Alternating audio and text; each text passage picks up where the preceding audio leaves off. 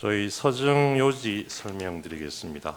저희가 어제 제출한 증거 요지 설명서 1 서면 같이 보시면서 참조해 주시면 되실 것 같습니다. 우선 갑제 1호증의 1 내지 63까지 각 언론 기사입니다. 이 중에 1호증의 1 내지 18은 12월 3일부터 12월 4일까지 언론 보도 기사로서 비상계엄 선포, 포고령 발표, 국회 비상계엄 해제 요구 결의 당시 국회 출입 통제 및 계엄군에 의한 국회 침탈 상황, 국회의장 등 요인들에 대한 체포 의심 정황, 계엄군의 선관위 침입 상황 등이 당시에 실시간으로 보도된 정황이 담겨 있습니다. 그리고 갑 1호증의 19 내지 41, 1호증의 46 내지 56, 1호증의 58, 1호증의 59 내지 63은 계엄 선포가 있은 후에 사후적으로 확인된 구체적인 중앙선관위 침탈 현황, 국회 침탈 현황, 요인 납치 계획, 개업 사전 모의 현황, 그리고 비상계엄에 앞서 이루어진 국무회의의 위헌 위법성 등을 보도한 각 언론 보도 기사입니다. 그리고 1호증의 42 내지 45는 12월 10일까지 언론 보도 기사인데 여기는 위헌 위법한 계엄 선포로 인해서 국가 경제 질서가 큰 타격을 입게 되었다는 그런 위기 상황에 대한 내용을 담고 있습니다. 갑 2호증은 계엄사령관 포고령입니다. 이 헌법과 계엄법에 따르더라도 비상계엄 선포할 경우에 넘을 수 없는 내용들이 있는데 이 포고령에는 그런 내용들이 포함되어 있다는 취지입니다. 그리고 갑 3호증의 1 내지 7호증이 각 국회 회의록입니다. 서증별로 글씨가 좀 작게 보이긴 합니다만 주요한 부분 요약해서 말씀드리겠습니다. 3호증의 1은 2024년 12월 11일자 419회 국회 본회의 회의록입니다. 이 본회의 당시 국무총리 한덕수는 비상계엄에 앞서 열린 회의가 절차적 실체적 흠결이 있어서 국무회의로 볼 수 없다는 점, 그리고 회의록이 작성된 적도 없고 국방부 장관이 국무회의에서 계엄 필요성을 건의하는 등의 절차도 전혀 이루어지지 않은 채 비상계엄이 선포되었다는 점을 확인해 주었습니다. 잠깐 그 회의록 해당 부분을 보시면 7쪽, 8쪽에 한덕수 총리가 비상계엄 선포 전에 이 국무회의라고도 부를 수 없는 그 모임에서 참석자 전원이 비상계엄 선포를 반대하였다는 점, 그리고 그 외에도 여러 절차적 실체적 흠결을 가지고 있다고 생각한다, 이런 취지로 발언한 사실이 확인이 됩니다. 다음 8쪽 넘어가도 될 것 같아요. 24쪽에서는 한덕수 총리가 다른 국무위원들과 함께 피청구인을 설득해서 계엄 선포를 막을 목적으로 피청구인이 아닌 자신이 국무위원들을 소집했다는 내용이 확인이 됩니다. 그리고 43쪽에는 이 당시에 계엄사령관에 대한 심의도 전혀 거치지 않았다는 의미 얘기하고 있습니다. 49쪽에는 결론적으로 이 비상계엄을 선포한 회의는 국무회의로 볼 수 없다고 생각한다, 이런 자신의 생각도 밝히고 있습니다. 61쪽입니다. 한덕수 총리는 국방부 장관이 국무회의 석상에서 계엄의 필요성을 정식으로 건의하지 않았고 정식 심의를 거치지도 않았으며 회의록도 작성된 바 없다고 밝히고 있습니다. 다음 갑 3호증의 2입니다. 12월 13일자 제319회 419회 국회 본회의 회의록입니다. 이날 한덕수 총리, 최상목 부총리, 선관위원장, 중앙선관위원장 노태악, 외교부 장관, 법무부 차관이 출석해서 계엄 당시 상황에 관한 발언을 했습니다. 여기서 중앙선관위원장 노태악은 계엄군의 선관위 무단 점거, 서버 탈취 시도가 위헌 위법 반응에 해당한다는 점이 명백하다고 진술을 해줬고, 선관위 시스템상 부정선거가 불가능하다는 점도 확인을 해주었습니다. 그리고 외교부 장관 조태열은 비상계엄 선포 전에 피청구인으로부터 재외공간 관련 이런 단어가 포함된 3, 4줄 정도의 내용이 기재된 쪽지를 받았다는 얘기가 있고, 그리고 경제부총리 최상목은 재정자금 유동성 확보를 잘 하라는 취지가 적힌 종이를 건네받았다는 점을 진술을 했습니다. 최상목 당시 부총리가 받았다는 이 쪽지는 최근에 확인된 수사기관에 제출했던 내용과는 그 내용이 상당히 다르다는 부분도 나중에 말씀드릴 기회가 있을 것 같습니다. 그리고 한덕수 총리는 국방부 장관의 계엄 선포 건의가 자신을 거쳐 이루어지지 않았다는 점을 확인해주고 있고, 그리고 국무위원들 중에 문체부 장관 유인촌, 환경부 장관, 고용노동부 장관, 국가보훈부 장관 등은 국무회의 소집 요구 자체도 받은 적이 없다는 점을 확인해주고 있습니다.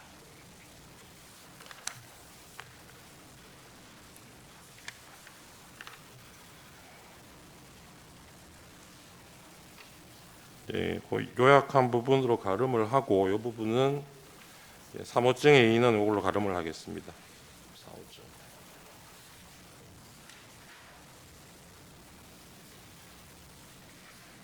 사호증의 1 내지 4는 국회 국방위원회 회의록입니다. 35죠.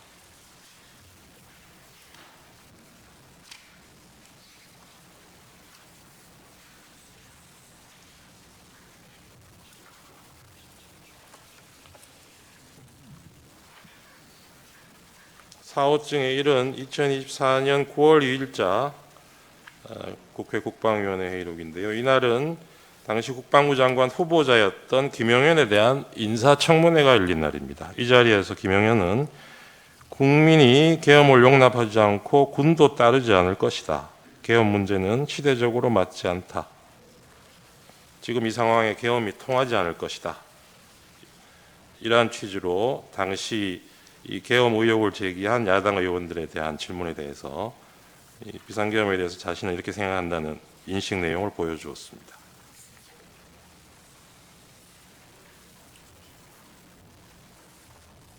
그 내용 간단하게 지금 실문 화상기에서 확인하실 수 있습니다. 57쪽에도 같은 취지의 내용이 있습니다. 다음 사호증의 2입니다. 2024년 12월 5일자 비상계엄 이틀 후에 열렸던 국방위원회 회의록입니다. 이 자리에 계엄사령관, 군참모총장 박안수, 국방부 차관, 현재 장관 직무대행을 하고 있는 김선호, 그리고 국방부 기획관리관 등이 출석을 해서 계엄 당시의 상황에 관해서 진술을 했습니다. 이 자리에서 국군참모총장 박안수는 포고령을 비상계엄 선포된 이후인 10시 30분부터 11시 사이에 처음 받고 김영현 장관으로부터 건네받았다는 점, 그리고 자신이 계엄사령관이 된 후에 특전사령관, 방척사령관, 수방사령관, 경찰청장과 여러 차례 통화한 사실을 진술하고 있습니다. 그중에 61쪽 보시면 이때 박안수가 12월 3일 오후 11시 30분경에 경찰청장 조지호에게 전화통화로 포고령 1항에 관해서 설명을 하면서 지시한 사실을 인정하고 있습니다. 다음 갑 4호증의 3입니다. 12월 10일자 국회 국방위원회 회의록입니다. 이날은 육군 특전사 707 특임단장 김현태, 그리고 수방사 1경비단장, 정보사 문상호 사령관, 특전사 곽종근 사령관, 그리고 특수전사령부 1공수 여단장 이상현, 특전사 특수작전항공단장 김세운, 수방사 군사경찰단장 김창학 등이 진술해서 당시에 실제적으로 이루어졌던 계엄군들의 실제 내용, 활동 내용을 진술하였습니다. 그중에 주요한 부분을 보면 곽종근은 피청구인인 대통령이 12월 4일 비화폰을 이용해서 자신에게 국회에 투입 중인 707 특수임무단의 이동 상황을 물어본 사실, 그리고 날이 바뀌어서 12월 4일 00시 30분부터 40분경 사이에 자신에게 다시 전화를 해서 의결 정족수가 아직 안 채워진 것 같다. 빨리 문을 부수고 들어가서 안에 있는 인원들을 끄집어내라 라고 지시한 사실. 그리고 김영현도 그 계엄 이틀 전인 12월 1일 국회 선관위 민주당사 여론조사 꽃 등 6개 시설을 확보할 것을 지시한 사실을 진술한 바 있습니다. 그리고 특전사 707 특임단장 김현태는 이 사령관인 곽종근이 이 계엄 선포 직후에 그날 밤에 20차례 이상 자신에게 전화를 해서 국회의원 150명을 넘어서는 안 된다고 말한 사실, 그리고 국회 건물 봉쇄를 지시받고 인원 포방용 케이블 타이를 지참하게 한 사실을 진술하고 있습니다.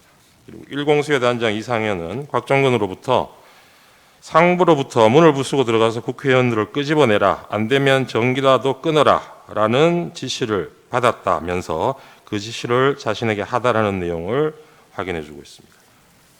그리고 국군 방첩사령부 수사단장 김대우는 그 사령관 여인영이 자신에게 지하 1층 벙커, 여기 지하 1층은 아마 소방사를 얘기하는 것 같습니다. 지하 1층 벙커 안에 구금 가능한 시설이 있는지 확인할 것을 지시한 사실. 그래서 여인영이 그 당시에 김영현 장관의 지시라고 밝히면서 장관이 불러준 정치인 등 14명의 명단을 자신에게 불러주고 정치인을 수방사로 이송할 것을 명한 사실을 확인해주고 있습니다. 그리고 방첩사 군사기밀수사단 실장 노영훈 역시 여인영이 자신에게 이 비원 벙커가 구금시설로 적당한지를 검토하라고 지시하였다는 사실을 확인해주고 있습니다. 다음 육군 수방사 이진우는 2024년 12월 3일 24시 자정에 피청구인, 그러니까 대통령이 자신에게 전화해서 국회 상황을 확인하였다고 진술하고 있습니다.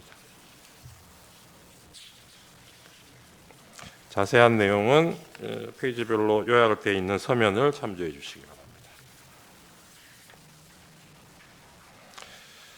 바랍니다. 11쪽에 저희 준비한 서면 11쪽에 122쪽 잠깐 보시면 육군 특전사 특수작전 항공단장 김세우는 비행 제한 구역에 대한 헬기 승인을 당시 수방사 합동 방공 작전 통제소로부터 받는다는 점을 확인해 주면서 이 수방사가 보류를 하는 바람에 비행이 늦어서 결과적으로 헬기가 국회에 지연 도착했다는 사실을 확인해 주고 있습니다.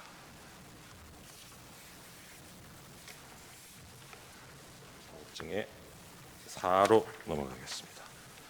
4호증의 4는 2024년 12월 11일자 419회 국회 국방위원회 회의록입니다. 여기 14쪽, 16쪽을 보시면 특전사령관 곽종근이 피청구인, 그러니까 대통령이 계엄 관련 마지막 지시가 문을 깨부수고 들어가서 끌어내라 라는 것이었다는 점을 확인해 주고 있고, 그리고 국군 방첩사령부 법무실장 윤빈아는 이 선관위 압수수색에 대한 내용을 검토한 결과 포고령 발령 전의 행위를 이유로 압수 등 수사를 해서는 안 된다. 그리고 압수 절차 등을 하기 위해서는 최소한 범죄 혐의를 특정해서 정식적인 입건 그런 절차를 따라야 하는데 이런 절차를 거치지 않고 위법하게 증거를 수집하게 되면 나중에 처벌도 받을 수 있다. 이런 검토 결과를 보고한 내용을 확인해 주고 있습니다.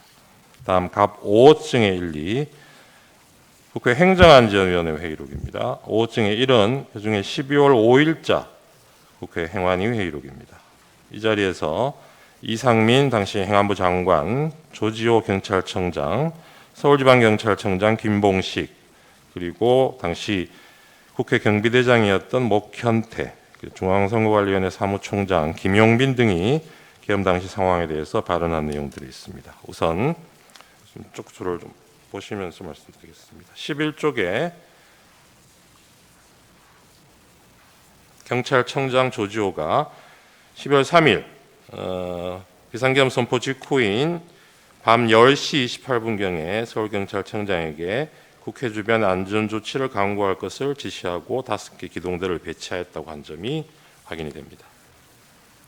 그리고 같은 날 10시 46분부터 국회 내부 진입을 일시 통제했다가 11시 6분에 국회의원 등 관계자를 신분 확인 후 일시 출입 조치를 했다가 11시 37분 포고령에 따라서 다시 국회 출입을 전면 통제한 사실을 확인하고 있습니다. 그리고 12쪽입니다. 서울특별시 경찰청장 김봉식이 확인한 내용인데요. 포고령 공포 이후에 본청의 지침을 받아서 같은 시간입니다. 11시 37분부터 국회 출입을 전면 통제했고 12월 4일 01시 01분경 계엄 해제 의결 이후에 국회 사무총장의 요구에 의해서 1시 46분경부터 관계자 출입을 허용했다는 내용이 확인됩니다. 그리고 12쪽에서 13쪽 보시면 중앙선관위 사무총장 김용빈의 진술 내용인데요. 계엄 선포 직후에 계엄군 10명이 계엄 선포 직후인 10시 30분, 밤 10시 30분에 청사 내에 투입이 됐고 같은 시각 경찰 10여 명이 청사 정문 출입 통제를 실시했다고 확인을 해주고 있습니다. 그리고 경찰 90여 명이 11시 50분경에 추가로 투입돼서 청사 밖에 대기하고 있었고 계엄군 100여 명이 12월 4일 00시 30분 추가로 청사 내에 투입돼서 청사를 점거하는 상황이었다고 확인해주고 있습니다. 그리고 이때 최초 투입된 계엄군 10여 명이 선관위 야간 당직자 등 5명의 핸드폰을 압수하고 행동 감시 및 청사 출입 통제를 실시했다고 확인하고 추가 투입된 100여 명은 1층 로비 등에서 경계 작전을 실시하면서 총 3시간 20여 분간 점거되었다는 사실을 확인해주고 있습니다. 그리고 54쪽에 경찰총장 조지호의 진술 내용입니다. 계엄사령부로부터 주요 포스트인 선거관리위원회에 대한 적절한 조치가 있을 것이라는 요청을 받고 자신의 경력 배치를 지시를 했다는 내용을 확인해주고 있습니다. 그리고 54쪽에 국회경비대장 64쪽입니다. 목현태의 진술이 있습니다. 이때 서울특별시 경찰청 무전망으로 지시를 받아서 12월 3일 11시 37분경부터 국회의원 출입을 포함한 국회 출입을 전면 통제하였다는 사실을 확인해주고 있습니다. 그리고 그 전에 10시 49분부터 국회 외부에서 내부로 들어가는 인원을 원천 차단하는 지시가 내려와서 실제적으로 국회의원 출입도 포함해서 전면 통제가 이루어졌다가 11시 7분경 일시 해제됐다가 11시 37분에 다시 또 전면 통제로 그렇게 바뀐 사정을 구체적으로 진술하고 있습니다.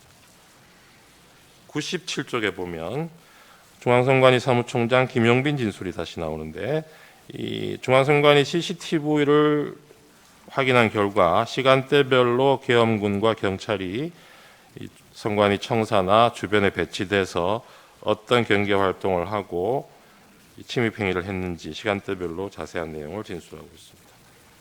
그리고 94쪽에 보시면 경찰청장 조지호가 당일 밤 11시 20분에서 30분 사이에 계엄사령관과 통화를 했고 그때 계엄사령관이 국회 통제를 요청했다고 한 사실을 인정하고 있습니다. 그 당시에 선거관리위원회에 대해서도 계엄사령관으로부터 통제 요청이 있었다는 사실을 확인해주고 있습니다. 141쪽, 149쪽 보시면 선관위 사무총장 김용분이 계엄군이 직원들과 핸드폰 압수한 내용 다시 한번 확인해주고 있습니다. 다음 갑 5호증의 2024년 12월 13일자 국회 행정안전위원회 회의록입니다. 이날 서울특별시 경찰청의 차장, 지금 현재 청장을 직무대행하고 있는 최현석 차장, 그리고 경기 남부경찰청장 김준영, 서울특별시 경찰청 경비부장, 그리고 경비안전계장 등이 당시의 상황에 대해서 진술한 내용이 담겨 있습니다. 이 자리에서 주진우, 최창북 등은 비상계엄 당시의 국회 통제 상황을 구체적으로 얘기하고 있고 경기 남부경찰청장 김준영은 경찰의 선관위 투입 사실을 확인해주고 있는데 그 주요 내용을 잠깐 보시면 8쪽에서 서울특별시 경찰청장 경비부장 주진우는 12월 3일 저녁 7시에서 9시경 비상계엄 당시 청장이었던 서울시 청장이었던 김봉식으로부터 호출을 받아서 미리 투입할 수 있는 이 경찰 부대들이 어떤 부대들이 있는지 그 정도로 확인하고 자신이 추가로 한 개 부대 정도 더 이동할 수 있다는 내용으로 답변한 사실을 확인해 주고 있습니다. 그리고 12쪽에 보시면 경비안전계장 최창복도 서울특별시 경찰청장 김봉식으로부터 이 국회에서 계엄군이 와 있으면 국회 안으로 들여보낼 것을 지시받았다는 내용을 확인해 주고 있습니다. 18쪽 보시면 경기도 남부경찰청장 김준영이 계엄 당시에 조지호로부터 12월 3일 10시 41분경에 성관이 그리고 성관이 연수원에 경찰력을 배치해서 안에 있는 사람이 밖으로 나오는 것은 놔두고 진입을 통제하라는 지시를 받았다고 확인해 주고 있습니다. 그리고 33쪽을 보시면 이 당시에 경찰차 차장 현재 직무대행하는 이호영이 국회 외부 통제를 위해서 경찰이 동원되었고 경찰이 계엄군 700명의 국회 내로 진입하는 것을 도왔다는 사실을 확인해 주고 있습니다.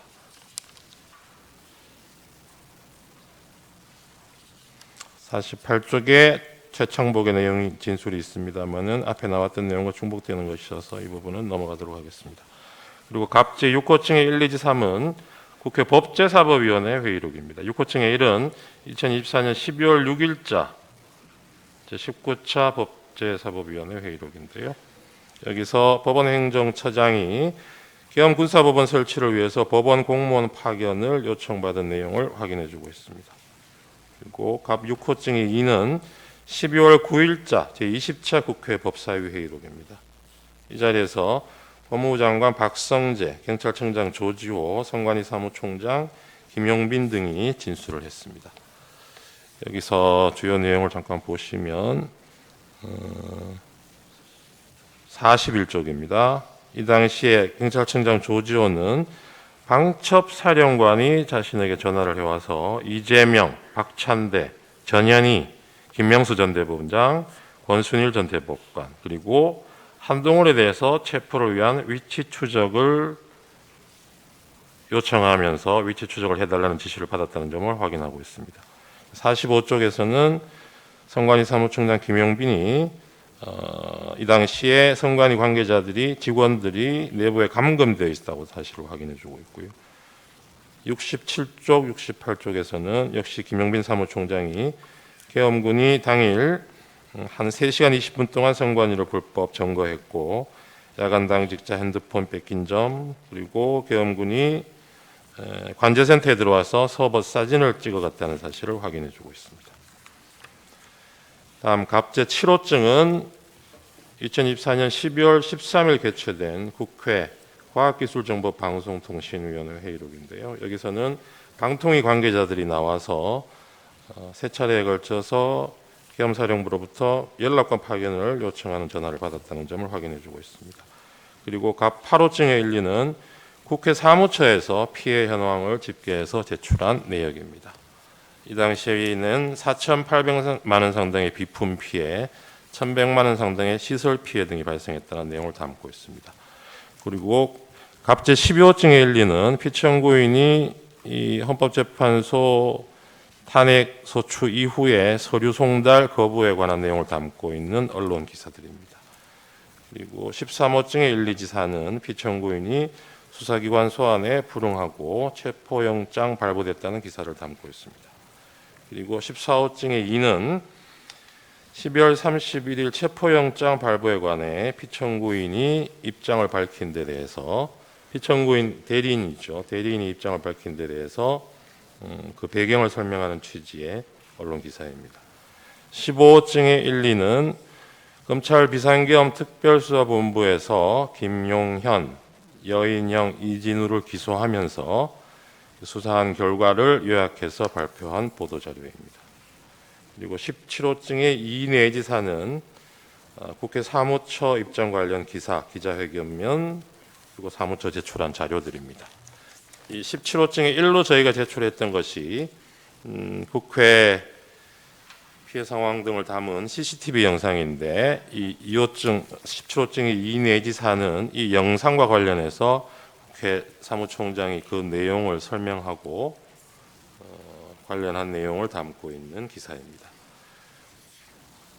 그리고 17호증의 3도 국회 사무총장이 비상계엄 관련해서 수사 협조를 위해서 CCTV 영상을 수사기관에 제공했다는 내용 담고 있고요. 17호증의 4는 국회 사무처에서 이춘석 의원의 요구 자료로서 제출한 내용으로 역시 비품 피해 현황, 설비 피해 현황이 있고 인적 피해 현황도 아울러 있다는 내용을 담고 있습니다. 그리고 19호증의 1, 2, 3, 4는 비상계엄 이후에 금융외환 시장의 변동성이 크게 확대되고 환율이 상승하고 불확실성 증가로 투자 심리 위축돼서 증시가 큰 폭으로 하락하고 있다는 계엄의 부정적인 영향을 다루고 있는 언론 기사들입니다. 그리고 갑 25증의 3 내지 5는 피청구인이 2025년 1월 1일 한남동 관자 앞에서 집회를 열고 있던 자신의 지지자들에게 전달한 새 인사와 관련해서 언론 기사 내용입니다. 그리고 갑 28호증은 2023년도에 새로 발간된 계엄 실무 편람입니다. 이 부분은 이 피청구인이 선포한 12월 3일 비상계엄이 계엄 실무 편람에서 정하고 있는 여러 절차적, 실체적 요건에도 전혀 부합하지 않는다는 것을 입증 취지로 하고 있습니다. 이상 서증 요지를 말씀드렸습니다. 예, 참고로 피청구인에게도 증거가 채택된 서정 요지, 영상 등에 대해서 마찬가지 방법으로 증거 조사 기회를 드리겠습니다. CCTV 영상에 대한 재생 방법으로 시청하도록 하겠습니다.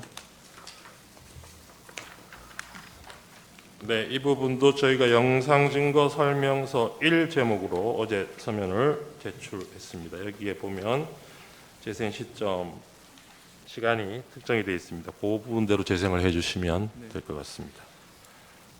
이제 갑 9호증 국회 사무처 CCTV 영상입니다. 재생되는 장면 보면서 말씀드리겠습니다. 지금 보시는 장면이 12월 3일 밤 11시 49분경부터 다음날 12월 4일 00시 11분경까지 육군 특전사 707 특수임무단 병력이 탑승한 헬기가 국회의사당 후면 운동장에 3대씩 순차로 착륙하는 모습입니다.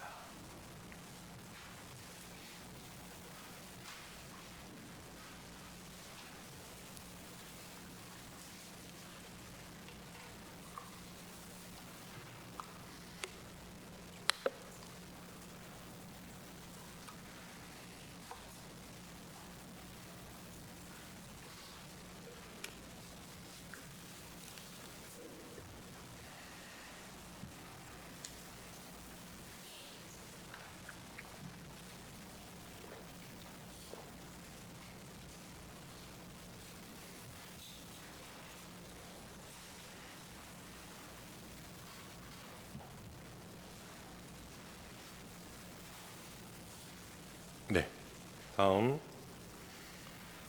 본청으로 진입하는 무장한 계엄군의 모습입니다.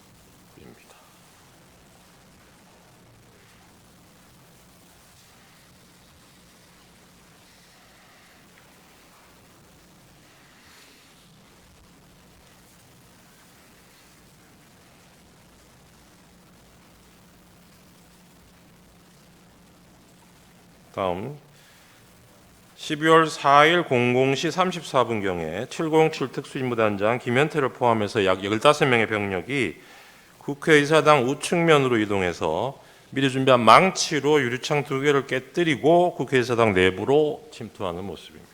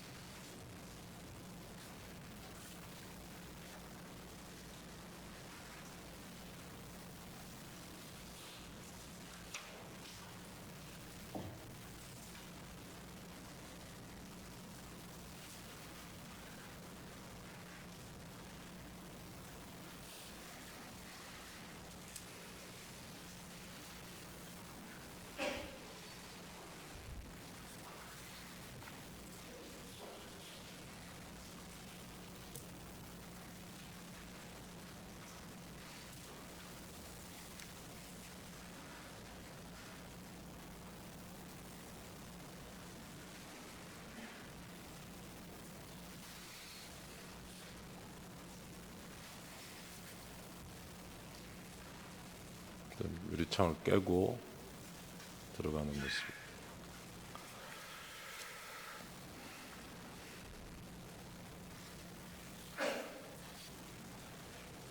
예.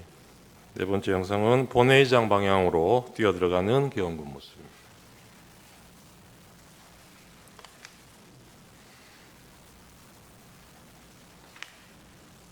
그리고 본회의장 앞장면인데 여기 국회 내 당직자, 보좌관 이런 분들이 계엄군의 국회의사당 진입을 막기 위해서 소화기를 분사하니까 이를 피하기 위해서 잠시 물러서다가 대치 상태를 계속해서 유지하고 있는 계엄군들 모습입니다.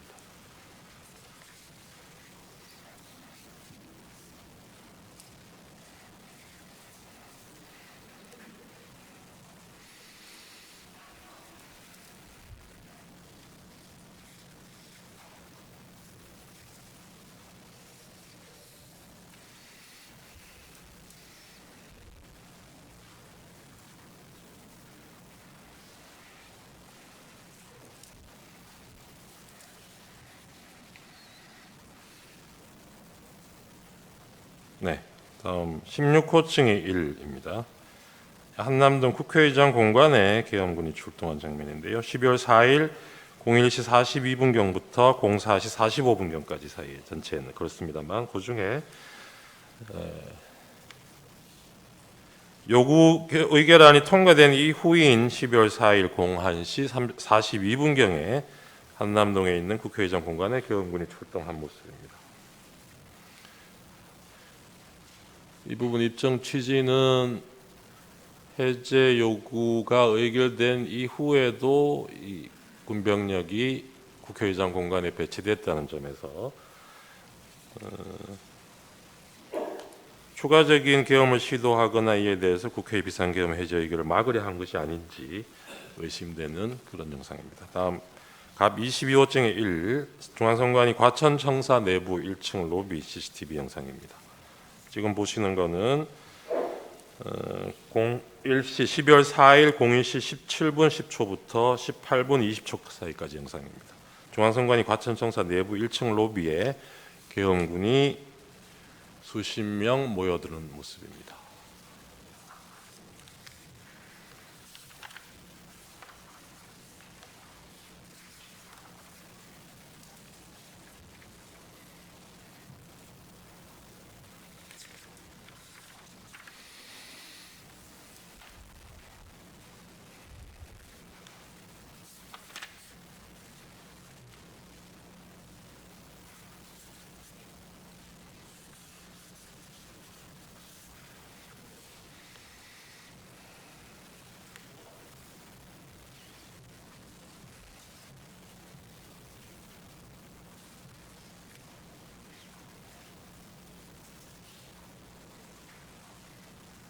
다음 갑 22호증 23입니다.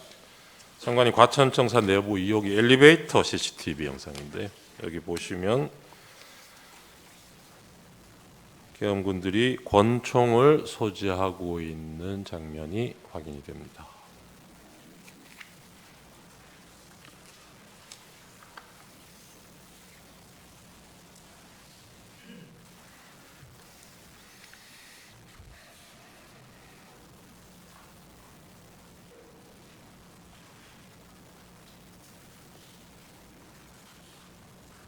다음 갑 22호증이 24입니다.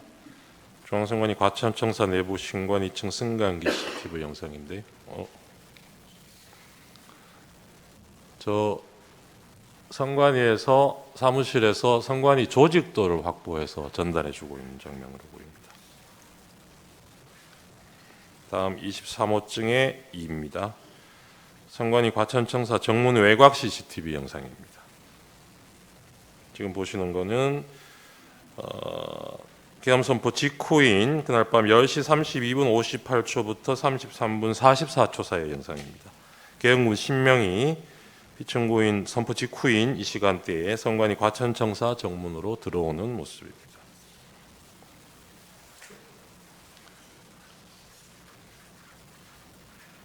미리 준비되지 않았더라면 계엄 선포 직후에 4, 5분 후에 저렇게 바로 계엄군들이 선관위 청사로 진입할 수는 없었다는 취지입니다.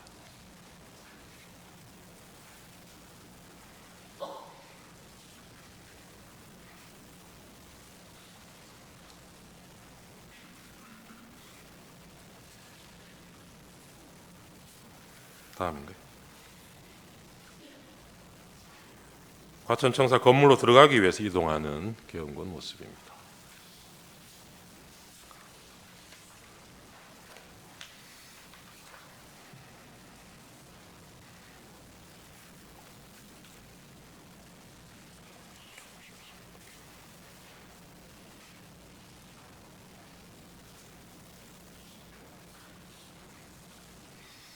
네, 23호증의 18 과천청사 정문 우측 영상입니다.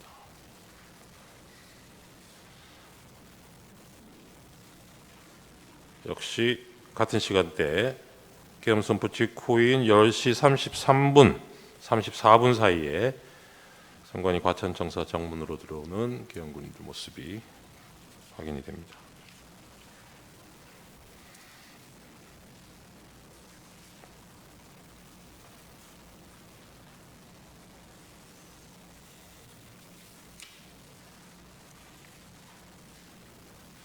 정문으로 들어와서 청사 경내 청사 안으로 들어오는 모습입니다.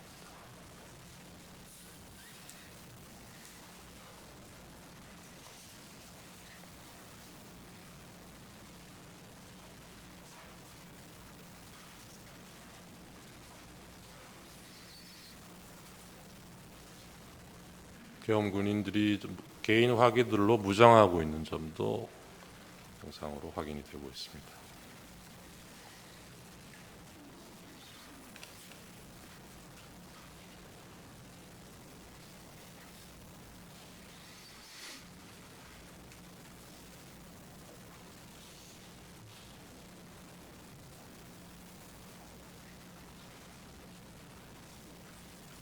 이 부분은 앞에 보셨던 영상이랑 같은 내용을 아마 각도만 다르게 잡은 있는 것 같아서 조금 생략하셔도 될 것 같고 24호증에 1로 넘어가 주셔도 좋을 것 같습니다. 네, 이 부분은 선관위 선거정보센터 CCTV 영상 파일인데요. 시간은 그날 10시 32분부터 33분 사이입니다. 이게 서버실인데 군인들이 서버실 내로 들어오는 장면입니다. 아까 정문으로 들어왔던 시간하고 비교해 보시면 들어오자마자 이 바로 서버실로 시간상으로는 그렇게 이동을 한 것으로 보입니다.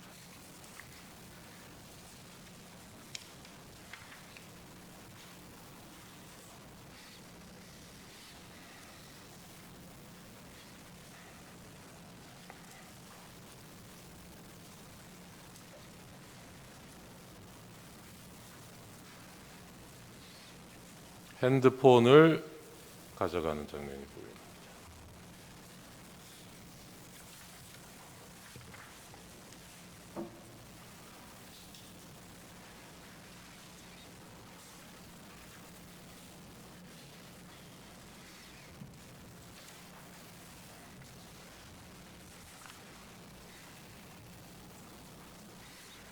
(24호증에) 3 보고 계십니다.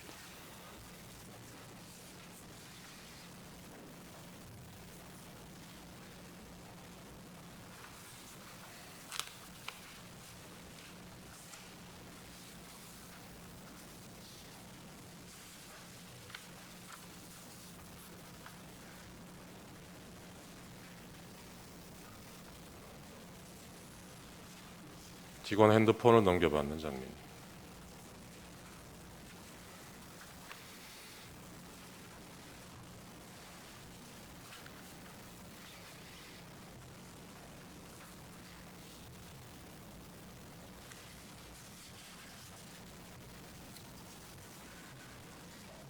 다음 24호증의 13입니다. 선관위 선거정보센터 CCTV 영상인데요. 전산실 서버가 위치하고 있는 전산실 내부 모습입니다.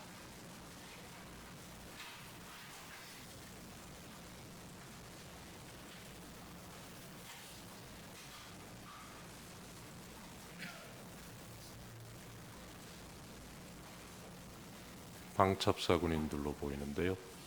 서버 사진을 찍고 있는 장면입니다.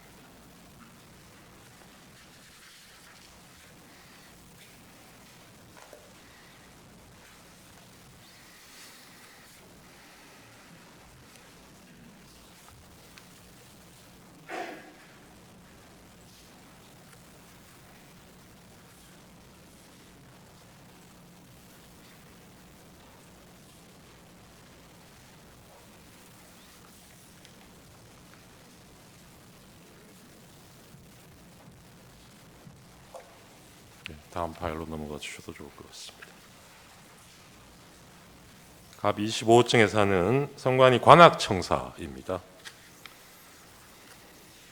여기 12월 4일 00시 29분부터 30분 사이의 영상인데요. 여기에서도 무장한 계엄군 수십 명이 관악청사로 진입하는 모습을 확인하실 수 있습니다.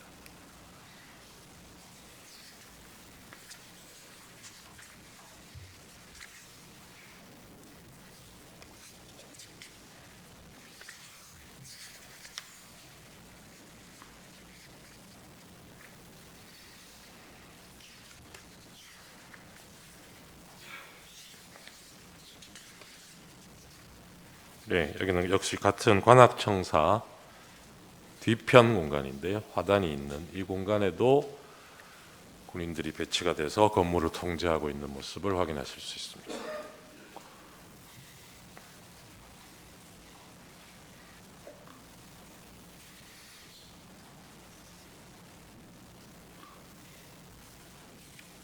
네, 다음 갑 26호증의 2입니다. 여기는 성관이 수원에 있는 선거연수원 건물입니다. 본관동 1층 현관 앞에 설치된 CCTV 영상인데요. 12월 3일 밤 11시 31분부터 32분 사이 영상입니다. 선거연수원에 경찰들이 집결해서 지휘관 지시를 받아서 이동하는 모습입니다.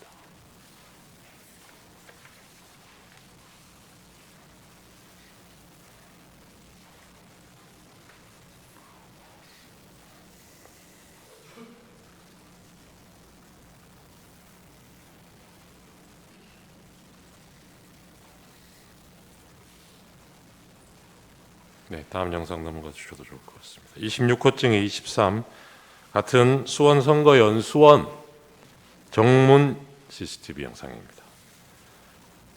여기는 12월 3일 11시 36분 25초에서 45초 사이의 영상인데요.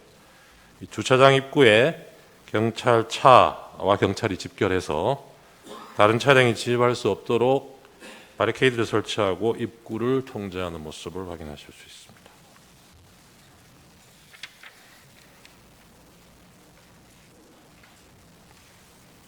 다음 영상입니다. 이어진 영상도 26호증의 26인데 같은 위치고요. 시간이 이때는 날이 바뀌고 새벽 1시 42분부터 43분 사이의 영상입니다. 경찰 버스 2대가 진입하고 해당 버스에서 내린 경찰들이 연수원 내부로 집결하는 모습을 보고 계십니다.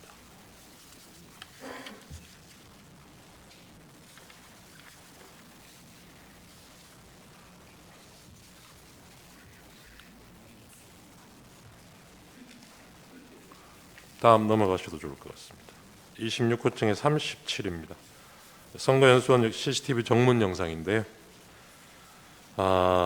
날이 밝아오는 11월 4일 07시 12분 13분 사이의 영상입니다. 경찰버스 한 대가 선관위 선거연수원을 빠져나가고 있는데 그 이후에도 경찰차 한 대가 정문에서 대기 중인 모습을 보실 수 있습니다. 이상 영상 증거 설명을 마치겠습니다. 그 청구인 측에요. 한 가지 확인하겠습니다. 네. 아까 을호증, 을1호증부터 을8호증까지 증거 동의한다 하셨죠? 네, 그렇습니다. 입증 취지만 보이는. 그렇다면 제가 네. 증거 채택 범위를 잘못 말한 것 같습니다. 아까 채택된 것에 더해서 을1호증의 3, 을2, 을3호증 1 내지 6, 을4도 추가로 채택합니다. 더 쉽게 말해서 을제 1호증 1부터 을8호증까지 다 채택한다 그런 뜻이 되겠습니다.